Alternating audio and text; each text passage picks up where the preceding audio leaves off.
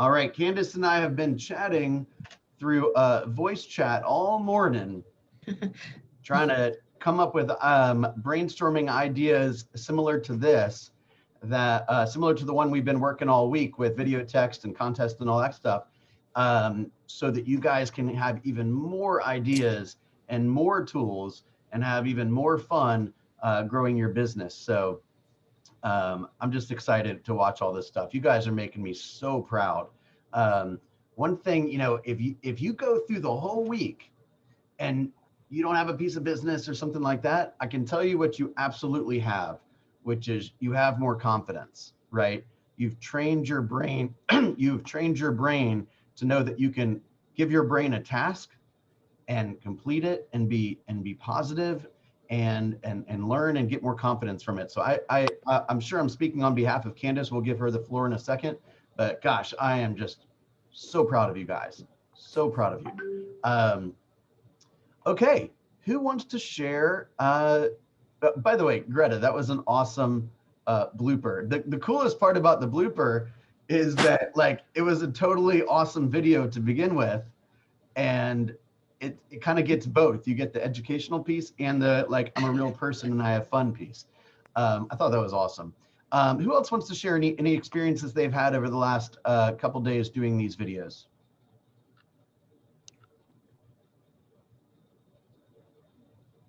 Come on now. Well, I'll go ahead and say from, what was it, 2 weeks ago, when I'm still sending out the video text, as you know, but 2 weeks ago when I sent out the video text, some people didn't respond. Well, I got a response late last night from somebody that I had worked with about 3 years ago. And she said, "Hey, Candace," she goes, "nice to hear from you. I bought a home," and they live in one of the outlying cities in Georgia. And she goes, "I bought a home, but it was a mistake. We need to sell it. We've got lots of equity, not sure about capital gains. When can we talk?" It was that kind of simple. It wasn't warm and fuzzy, but I'm going to call her on Saturday. We've got an appointment on Saturday morning. So you may be getting some drip coming from your text that you don't even anticipate. So even if it's not immediate, just, you might be surprised. Yeah, that makes me think about one idea, which is you got to remember that the statistics say that when they ask people that just got done with a transaction, this is a NAR statistic, so people that just completed a transaction, they ask the question, would you use that realtor again? Would you use that person again? And 91% of the people say that they would definitely use that person again, or they would strongly agree that they would likely use that person again. When they poll them to say, did you use that agent in the future transaction or in that you had previously worked with, 9% did. What that means is that if you line up 100 people that claim to have a relationship with a real estate agent, only 9% are going to use that agent next time. And the vast majority of people don't even have a relationship with an agent. So to me, that basically means that it's wide open for all of us all the time. And just because somebody says, "Oh, I bought a home," the next thing out of my mouth always is, "Congratulations." First of all, you got to give them, give them, make it valid, right? I'm so, congratulations. That's so exciting. How was your experience? Not, "Did you like your agent?" But, "Hey, tell me a little bit about your experience." And they're like, "Experience? I guess my agent just filed some paperwork and that was that." Right? So you're planting into their mind, it should be an experience, number one. And more than half the time, easily, it wasn't that good of an experience. Right? And at that point, you could say, "Oh, well, I'm here to help in any way possible, answer your questions, whatever." And all of a sudden, somebody that had a relationship with somebody else in the past that it was marginal, now you're the point person. Does that make sense? So just because they said they bought something doesn't mean that person should be taken out of your database or something.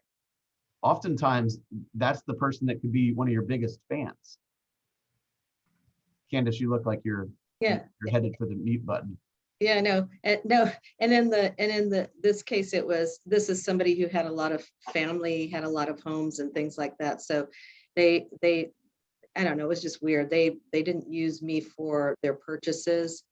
But the other thing I would say, to Bill's point, is a lot of times that NAR statistic that drops from such a high statistic to such a low statistic is about follow-up, because agents don't stay in touch with their with their clients and build that relationship in the way that Andy said, to get, what would you do if you had $1 and you had to spend it, or I'd take it back, and keep going so that you really get to learn about them. And I think that's something we get so excited about, the transaction and the check. And then it's like, okay, next.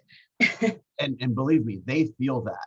Yeah. Because you're talking to them a couple times a day for a month, and then you get paid and you quit talking to them for a year. Yeah. That, it doesn't feel good, right? They can feel that, right? So don't let that happen. You should have some kind of tickler, or whether it's a smart plan or something like that, where you give them a call after a week. Hey, everything okay? Any issues? Anything I can help you with? Give them a call after a month. You settled in, you need to bring over dinner, whatever it is. And don't let that follow-up fall apart now that you've been paid. Yeah. And they're always, it surprises me how glad past clients are to hear from us. I mean, I can reach out to somebody and say, I was just thinking about you. And they're like, oh my goodness, hi. Because you were part of a special part of their journey. And we forget that. We see it from our side, which is the business side, but for them, it's an emotional experience. And we can nurture that and be in their lives in that way. And I want to be in people's lives when they think highly of me, as opposed to some of my family. Yeah, great points. Great points. All right, Candace, take it away. Okay, so I wanted to talk this morning, before we get started with this, I wanted to talk about, as you're starting to get results, and you will, if you keep going with this, you will get results. It's creating massive action. If you do 10 video texts a day and you keep going, that's 200. What is that? 200 in a month. That's a lot of touches. Even if they're repeat touches to people to start building and growing. But one of the things you want to do from the very outset when you meet with people is, how do I make this and James, you heard this yesterday, but how do I make this a 5-star experience? And you want to cement that 5-star experience all throughout the journey with them, because at the end, you're going to ask for a 5-star review, right? And you don't want any other number in their mind but 5-star, because 4 stars out there, people will skip over all day long. Even if it's a great agent and they got a 4-star, I'm going to work with a 5-star agent. So, Right. So when you sit down with them, meet them the first time, it's, what do I have to do to make this a 5-star experience? And then as you're going through, like, hey, we're through due diligence, and I just want to make sure I'm on track with this 5-star experience. Is there anything I can do to improve? And you ask that during the transaction. And then you cement it another time, every time you contact them. Hey, are you still having a great experience? I want to make sure this is a 5-star experience for you. What else can I do to support that? Am I communicating enough? Are you feeling like you're educated enough? What else can I do to make this better for you? And constantly come from that place of, I really want you to get this 5-star experience. And then at the end, when you say, was this a 5-star experience? You're like, heck, it was a 10-star experience. And then that's when you ask for the review. And that's going to be real important in going forward in your career. So back to our day 5 content. Day 5. Can I say one thing real fast before you start? Yep, absolutely. I want to make sure you guys caught something that Candace just said. She said it very subtly, but she said if you do 10 a day, you'll have 200 by the end of the month. Did y'all figure out what she was trying to imply? I don't know if she was doing this on purpose, but that's only working 20 days of the month. So we're not teaching you, or I hope you're not hearing, look, you got to pound this every single day, right? Remember, it's God, family, and then business, right? So if you when you're working, if you're all in, you don't have to give it every single day. That way you can, when you're not working, you can be all in with not work. Does that make sense? This is about quality of life. All right, Go ahead. Sorry. I just want to make sure you guys caught that. I learn every time you open your mouth, Bill. So seriously. So what we're really involved in is attraction marketing.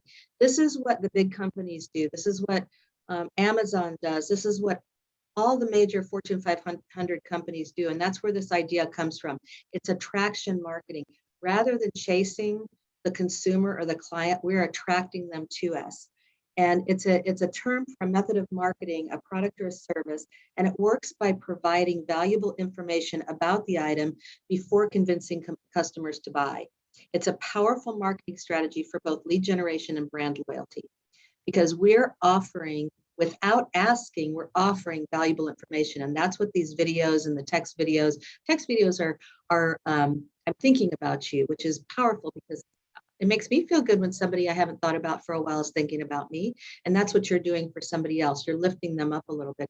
And then when you start posting your content videos, that's providing valuable information to people. And then it attracts them to you like, oh, this person's giving me this. I want to know more. So that's what we're about. And this is how you start getting people to call you so that you don't have to always be the one making those phone calls. And that's for me, it's a much more fun way to do business. And I get up excited about it. I wonder who's going to call me today. So yeah. One of the things you can do is to share your story. You can talk about the reason that I got into real estate is because I loved looking at, this is my story. I was on my days off from being a flight attendant, I would go to new home communities and I would look at all the construction, and I would walk around the hard hat sites, and I would walk into the model homes. I love new construction. And then I began to learn so much by asking questions of the builders and the construction managers, because a lot of times my off days were during the week when they were there, that I thought, I could probably teach some of this. And then someone approached me about getting my real estate license. And that's how I got my real estate license. So you can share that story and share your story, and you become real to people, and they understand that you have a passion for it, what you're doing. You can use the words of the story to emotionally connect. Like you can say things like, recently I met a seller whose home didn't sell during the listing period. Man, they were so unhappy. They had been so excited. And I'm using the same example to create some consistency, but there's lots of other examples. But man, they were so excited initially to get their home sold because they have a home picked out in the mountains. And then when it didn't sell, they were extremely just thrown for a loop. And so one of the things that I did was I went in and I asked them, what would it look like for you if you sold your home right away and had the kind of experience that a lot of people are having in this market? And then this is, and then you go on from there and tell the story. So you're doing case studies are one of the most powerful ways to market in our environment right now. People love case studies, and the stories support case studies. So when you tell a story about an experience, and get permission from the people you're working with, like Greta, you've got these buyers that are getting so frustrated because they haven't been able to find a home. But when you have that success, you can tell that story about how difficult it was for them and how you stuck in there with them and persisted until they had a win. And that's going to be powerful. That's going to be a powerful story. Some of the others of you have had that experience too. And when you get that accepted binding, oh my goodness, it's powerful. So show personality. I think we've seen some of that in the PC help videos, which is awesome. Mention facts about your product. I've seen that in some of your content videos. And then I wanted to share a marketing calendar, because this is how you can start to get consistent. So for instance, these are just some ideas, and I'll post these in the PC help. So if you want to listen and not take notes, but say April, your marketing for April, your content videos. And remember, you can do one content with a lot of different hooks to reach different people. So April would be how to increase your home value up to 28% with these 5 tips. You're going to talk about curb appeal. You're going to talk about paint. You're going to talk about pressure washing. You're going to talk about staging. You're going to talk about just different ways that they can increase the saleability of their home. And if you need ideas around this, just reach out to Bill or me. Either one of us can help you with that. May might be top 5 home designs trends this summer. We're all through with the agreeable gray. The pandemic has created a lot of need for people to work from home. So a lot of people are turning spare spaces into home offices. You could show some photographs around some creative ideas around that. And that's just an internet search. June could be, what is your home buying power? And that could be kind of a market analysis, an offer, because each one of these is going to have a call to action. Call for my free, call for my free list of vendors who can do the work to create to increase your home's value up to 28%. call for a special report on on the 5 home design tips or trends this summer. What is your home buying power? Call for a free market analysis, or call for when you sell your home with this much equity, how much home can you buy with this interest rate? July is the real home value calculator, building off the what's your home buying power, and you're now going in with that report of a free comparative market and analysis. August is talking about the top app for homeowners, and guess which app that's going to be? You're going to do a video demonstrating how the your branded to you KW app works, and you're going to show an instructional video on here's first, here's second, here's third, here's how to search for homes, here's all the features of it, and you'll be learning as you do that, I guarantee. These are ideas. You can switch these up. These are not written in stone. These are just some ideas. September could be Consumer's Guide to Hiring a 5-star real estate agent. You could do 5 questions to ask your realtor. October is why real estate investing makes dollars and cents. This could be a way to market to investors. November could be top tips for a safer holiday home. December could be bring back homemade, how to make homemade gifts, the focus of your Christmas this year.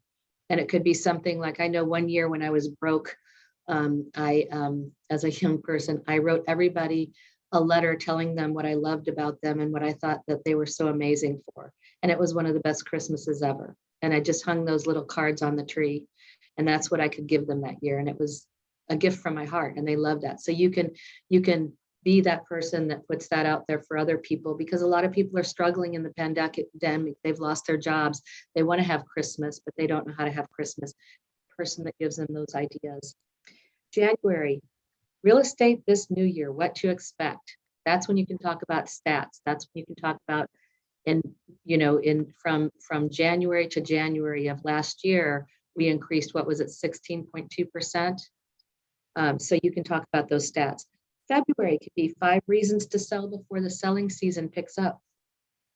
March can be the compound effect, building your household's wealth. And that's about savings and investing, right? So those are just some of the ideas around how to build out your marketing calendar. Then each month, you can sit down in a couple of days and build out the videos for 6 months, and then you just have them ready to go. So you don't have to do this each month. You can pre-do this, and Facebook has a way for you to post them when you decide. So that's something that you could definitely do if you're feeling. I know my creative energy sparks on some days, and that's the day that I want to absolutely knock out some really great videos. Any questions so far? Any ideas around this? You can come off mute. Could you share that? I mean, like, Do you have when I that get list that you 1,000 could ideas post? verbally at me, I can't. Yeah, I'll post this in the PC Help chat. Just some of these ideas for the months.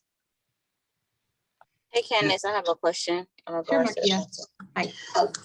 Good morning. How exactly, or do you suppose you're supposed to get the content for the ideas? Like, I like the ideas, but is there a website, or are you just saying like go online, find a picture, and you come up with what to say, or what's the idea behind actually getting the content for?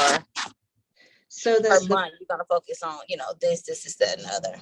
Yeah, so I would ask questions in the PC Help group. I would share ideas. We are each going to reach a different audience, so there is no danger for us to share our ideas around this. So for instance, if I know I have 5 tips for increasing your home value, you can say, hey, what did you do for 5 increasing your home value up to 28%? What 5 tips did you give? And I'll be glad to post in there. Anybody else who has ideas can post in there. You can also go out and research what will increase your home's value on the internet and come up with your own.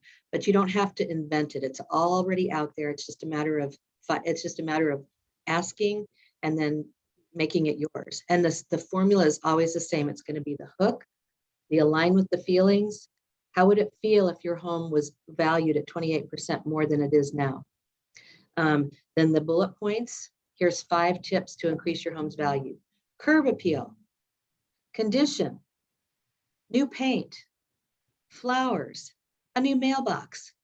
And then you're gonna ask for the action. For more information or for a free report, contact me, private message me. And You we're can gonna also- get, go ahead. I was gonna say, it can be like kind of, you can make it interactive too. Like I was thinking like, if you posted a video on Facebook, let's say, and said, hey, I'm doing some research on the home improvements that return the greatest ROI. Number that. one is really surprising. What do you guys think it is? Right. Yeah, I And then love you got a that. bunch of people saying, oh, new roof, new kitchen, updated bathrooms, landscaping, blah, blah, blah. The last time I looked, the number one ROI was a new front door. Yeah. Right. So it's like, it's not what you would expect it to be maybe, and you can get some interaction, and then you can make kind of a larger deal out of revealing the information. There's some quirky information out there. Like, thank you for saying that, Bill, because I remember that if you paint your front door blue, the offers will come in typically about $1,500 more. Huh. It's crazy things, but it's based on statistics. So we All right, can all who share. who wants to go in on a couple gallons of blue paint? I love that. I love that. Yeah. So we can, and what I'll commit to, and I think, Bill, I'm pretty sure I can speak for you, what we will commit to is at the beginning or at the end of each month before the next month, we'll brainstorm around some ideas for these videos so that to make it a little easier, so that everybody can, have a way to go. And then you just build out your videos with your different hooks. And there's a couple of resources I wanted to talk about today. Wesleyan, is Wesleyan on here today? I don't see her today. Okay, so you saw the captions on her video. Did everybody see that? There's a site called rev.com, and rev.com will transcribe your video to text, and you can actually embed captions in your text so that you can put, like, if you go back in PC and watch her video, I can't remember exactly what her captions were, but she had captions showing up as she was walking and talking. And rev.com is one of the sites where you can do that. The other resource is Canva Pro. Are they the same company who put the music behind her? I saw it. It looked great. Yeah, it did, didn't it? Yeah, Kathy, it did. So I'm not sure if Rev puts the music behind it or if that was Canva Pro, but Canva Pro is where you can edit. That's where you can, and it's free. Canva Pro is free. You can actually go in there and edit your video frame by frame by frame. So you can take out the hook of one and add in a hook for the same content. And there's, is it Darrell that teaches this? Darrell teaches the social media. Right, just a plug for that. That's every Monday from 4 o'clock to 5 o'clock. Yeah. And the Zoom link is in the email newsletter, or the email that we send out weekly. Is his videos recorded? I've attended some of his classes, but I want to know if his videos are recorded though. They have not been recording those videos that I'm aware of. I'll put in another request for it. But if you're there, say, hey, can we record this one? Okay. And I saw one that he did that was just hilarious. He was talking about how it was in his home, and the only office space, he was like, I'm working from home today, and his wife was like, I'm working from home today. So he had to go in the water closet and work from the toilet, and that was his office. It was hilarious. So yeah, you can have some fun with videos too. They don't always have to be content, but this will give you kind of a marketing calendar. And I think it's good to have the year planned out so that you don't have to just sit and wonder what in the world to do for that month. So we can use some of these topics, and we'll go over toward the end of the month what the next month is. Like May will be top 5 home design trends this summer. I love to research things like this, so I'll do some research on this. And for those of you who aren't feeling the creative spark and you just want to do your videos and maybe have somebody else do the editing or the the design work for it, you can definitely hire that out. That's not something you have to do or need to know. Your big job is to get the videos out there. Yeah, and that could be a good resource for that is Fiverr, Fiverr.com. There's all kinds of artists and video editors and people that can add music to it, and a lot of these tasks you can get done for like $5 or $10. It's freelance people all over the world. If you've not been on that site, Fiverr.com. Yep. So I have a So question about social Yes. media platforms. go ahead. Here's the thing. I'm very confused about it because I'm not a social media person. I have a personal Facebook page that I use all the time. I have a business Facebook page. I never look at it. I never do anything with it. Then there's Instagram and there's all these other places.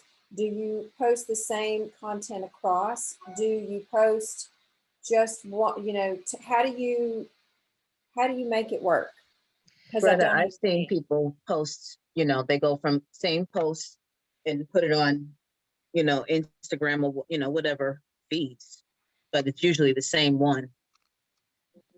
Yes. Yeah, So it's I post on why do I have a business page and a personal page if it's the same content? so Greta, I think- here's how you want to say, Bill? Go Yeah. ahead first. I was Help me with gonna- that. Here's how I handle that. I have my personal page where I show up as me, Candace, a human being.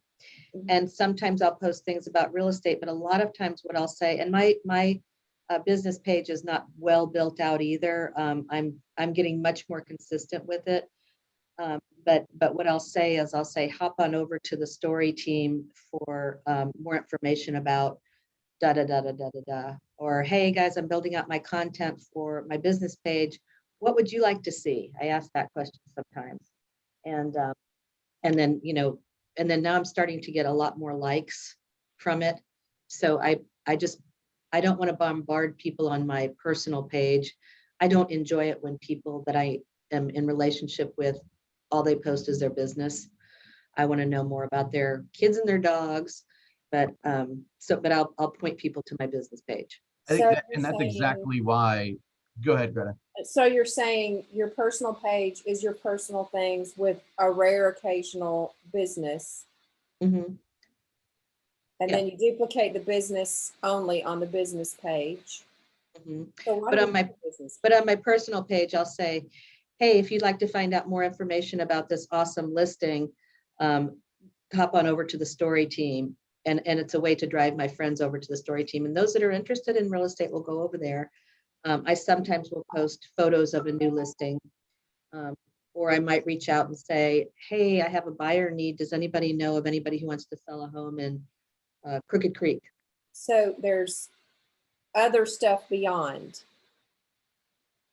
That's where I'm still So- not getting the message here. Here's the thing is, and maybe somebody that, Corey, you just popped on video, maybe you have something to say, but this is my slightly uneducated viewpoint, which is Facebook can change the algorithm in like a split second. And they've done it 100 times. Yeah. And so it's my understanding that business, your posts from your business pages are being marginalized more and more all the time.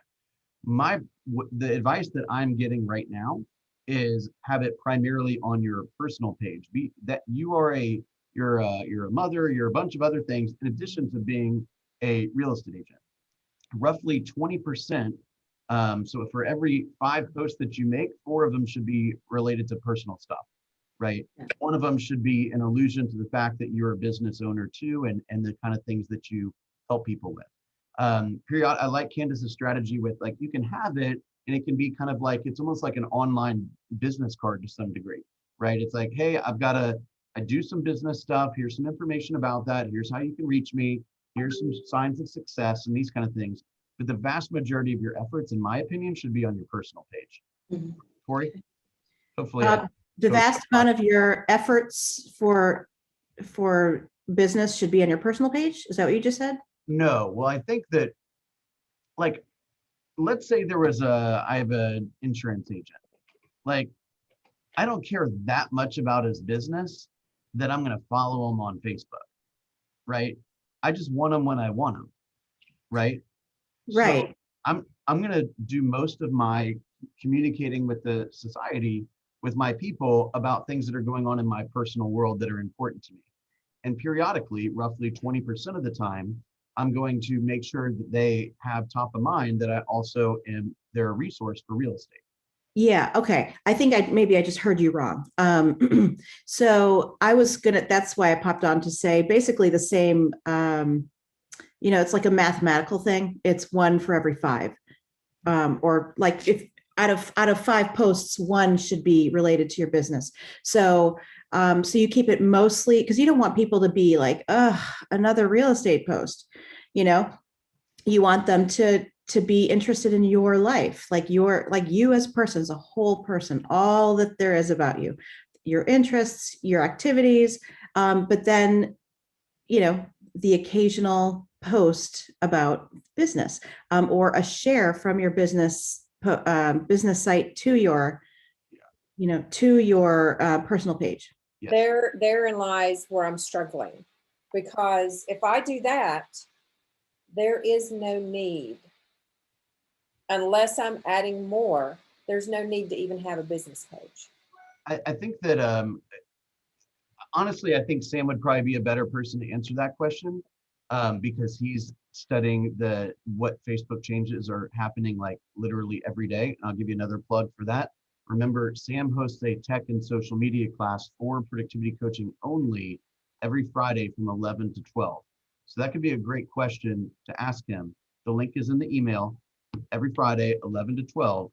And you can say, hey, what did Facebook do this week to affect how I'm communicating with my people, right? Well, so the business page will hit, strangers. That's the thing, I think.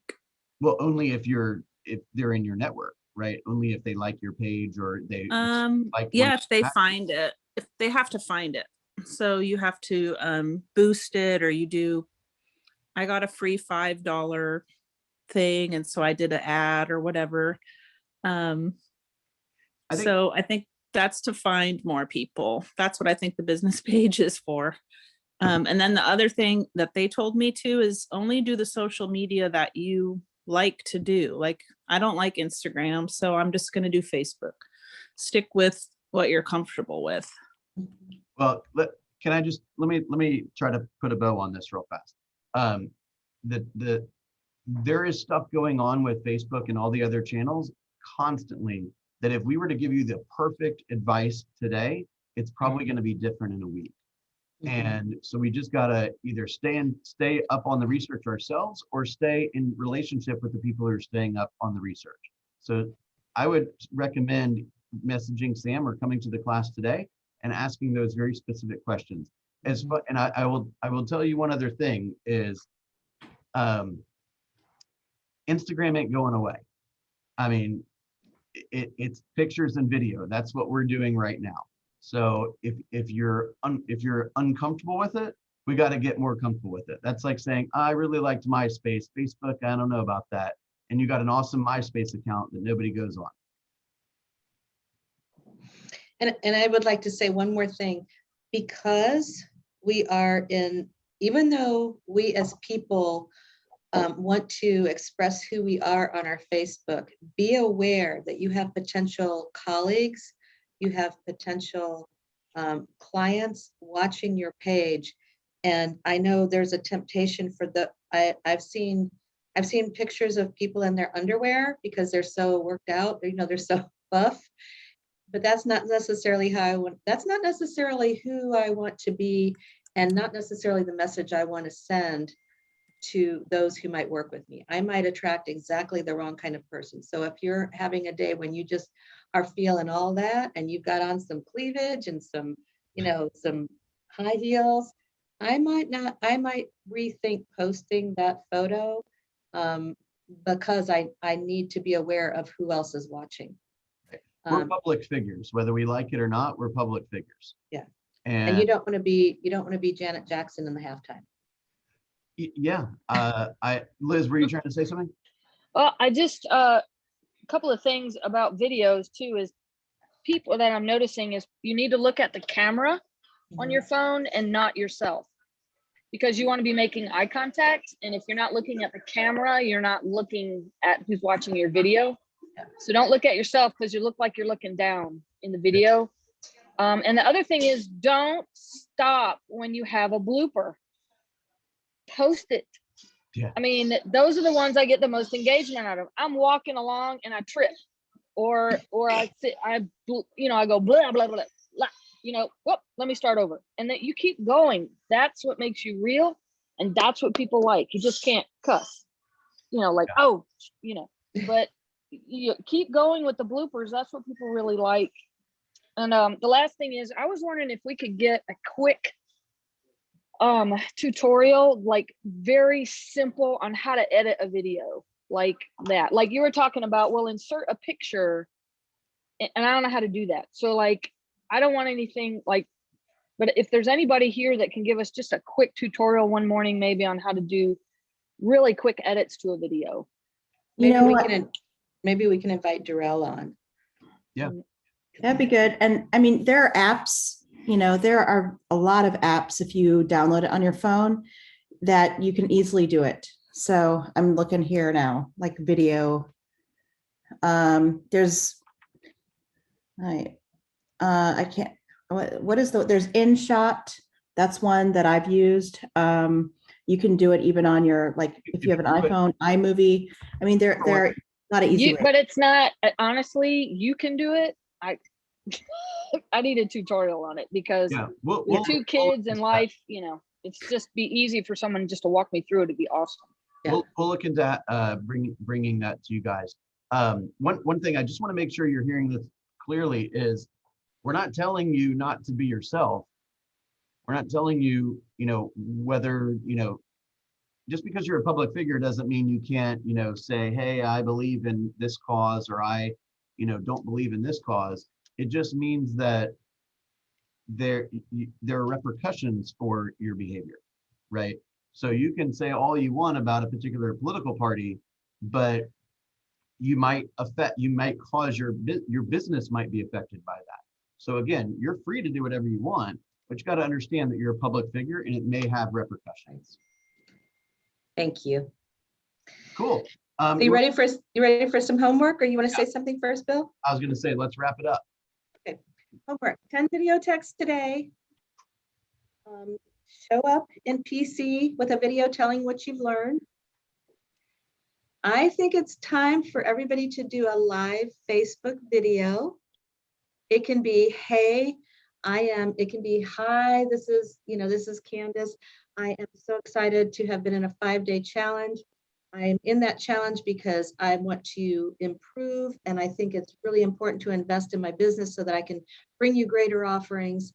And I've learned a lot this week. Looking forward to reaching out to all of you. Something like that. Whatever you want to say, just a quick live video.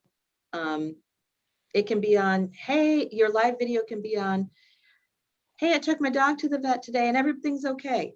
There's no judgment about the content. It's the fact of getting out there and doing the live video. And all you have to do a live video on Facebook is go onto your Facebook page, and there'll be an option that says live. And when you click on that, you're live. So, but you don't, yeah. So just do a quick live video. That's your homework. Building up your courage and your self-confidence. James just had a nice point that he put in the chat, is that you can group your friends on Facebook. So for example, if you wanted to post something about your new listing and only tell realtors that you're friends with, then you could do that. Or if you wanted to exclude certain people that you may not want to hear your political views or something, you could do that as well. All right, guys, don't forget Sam's class today, social media, from 10 to 12. We are going to be doing a pop-up class. We'll do it in this room from 12 to 1 today on comparables and pricing. It looked like Liz and Greta wanted to say something. Liz, you go first. You're on mute. Greta, go. You said Sam was 11 to 12 earlier. Is he 10 to 12 or 11 to what time? Sam is 11 to 12.